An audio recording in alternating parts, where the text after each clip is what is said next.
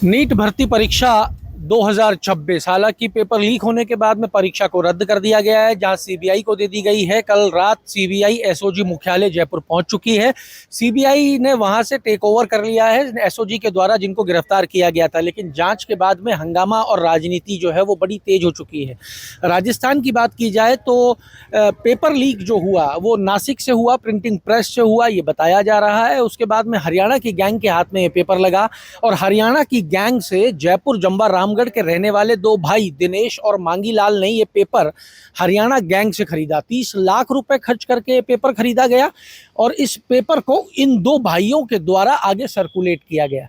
ये सीकर भी गए थे इस सिलसिले के अंदर। इनकी मुलाकात वहां पे कई इंस्टीट्यूट्स के मालिकों के साथ भी हुई है और ये मालिक स्टूडेंट के कई ग्रुपों में भी जुड़े हुए हैं। ये भी बताया जा रहा है कि लगभग 20 दिन पहले से ही सीकर के व्हाट्सएप ग्रुप्स पे मैसेज सर्कुलेट होना शुरू हो गया था। वो मैसेज ये कह रहा था कि बहुत जल्द पेपर जो है वो उपलब्ध करा दिया जाएगा।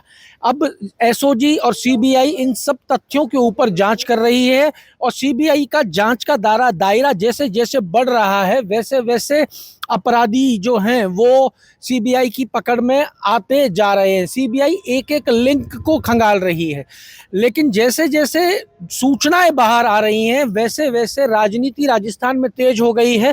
कांग्रेस पूरी तरीके से हमलावर है भारतीय जनता पार्टी पे, क्योंकि पकड़ा गया एक व्यक्ति दिनेश बिवाल भारतीय जनता पार्टी के जयपुर देहात का जिला मंत्री बताया जा रहा है, युवा मोर्चा का। ये डीडी कुमावत का समय था जब डीडी कुमावत प्रदेश अध्यक्ष हुआ करते थे और उस टाइम पे जयपुर देहात का जिला मंत्री दिनेश बिवाल हुआ करता था। ऐसी भी जानकारी है कि एक एमएलए ने, उस टाइम के सिटिंग एमएलए ने इस दिनेश की अप्रोच भी की थी कि इसको पद दिया जाए। अब जैसे ये नाम सामने आया है, कांग्रेस हमलावर है और कांग्रेस सवाल खड़े कर रही है। नेता प्रतिपक्ष टीकाराम जूली ने तो ये तक कह डाला है कि क्या यही कारण था जिसकी वजह से एफआईआर रोकी जा रही थी? क्यों राजस्थान की सरकार बचाने का प्रयास कर रही थी अपराधियों को? क्योंकि उस अपराधी में एक अपराधी भारतीय जनता पार्टी का नेता निकल आया है। क्या इसीलिए एफआईआर रोकी जा रही है? अशोक गहलोत निरंतर हमलावर हैं। हमलावर होने के ये सीधे स्पष्ट कारण हैं क्योंकि भारतीय जनता पार्टी 2023 का चुनाव का मेन मुद्दा बना के चुनाव लड़ा था, वो था पेपर लीक। और अब कांग्रेस किसी भी सूरत में इस मुद्दे को अपने हाथ से जाने नहीं देना चाहती है। भाजपा के लिए मुश्किलें बढ़ गई हैं और सब नेताओं ने दिनेश बिवाल नाम के इस व्यक्ति से अपना पीछा छुड़ा लिया है।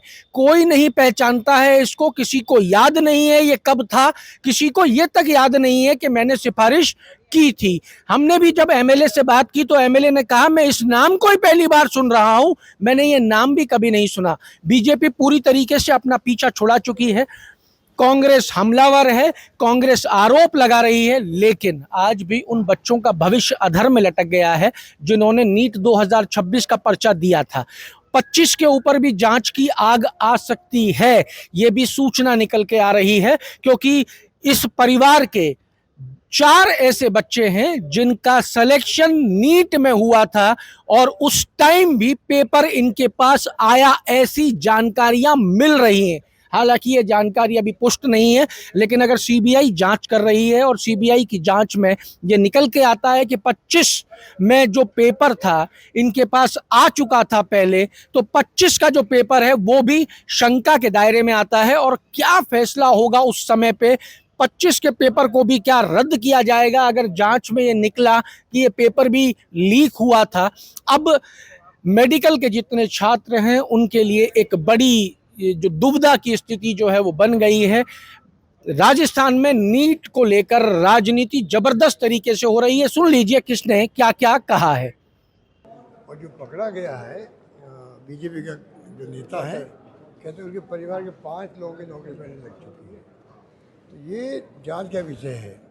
ये बिना मतलब के कांग्रेस सरकार को बदनाम करते हैं। ये खुद एक्सपोज हो गए हैं 2024 में, 25 में, 26 में 3 बार ये नीट के पेपर आउट हो रहे हैं। क्या कारण है बताइए? इसलिए बहुत गंभीर विषय है। लाखों बच्चे, जो 22 लाख बच्चे हैं, उनके ऊपर क्या गुजरती होगी अपन कल्पना कर सकते हैं। ये बहुत ही सीरियस मामला है। एसओजी वाले कितनी सफाई दे भलाई, पर एसओजी ने एफआईआर लॉन्च क्यों नहीं करी, इसका जवाब दे। बहानाबाजी करना अलग बात है, अधिकारियों को भेज देते हैं आप बीसी करके आओ, पीसी करके आओ, प्रेस कॉन्फ्रेंस करके आओ, क्या मतलब हुआ? ये बहुत गंभीर मामला है, अब इनकी पोल खुल जाएगी सबकी। आपके राज्य की खबरें, आपके शहर की खबरें सबसे पहले जानने के लिए देखते रहें अमर उजाला। चैनल को सब्सक्राइब जरूर कर लें और पाएं हर अपडेट।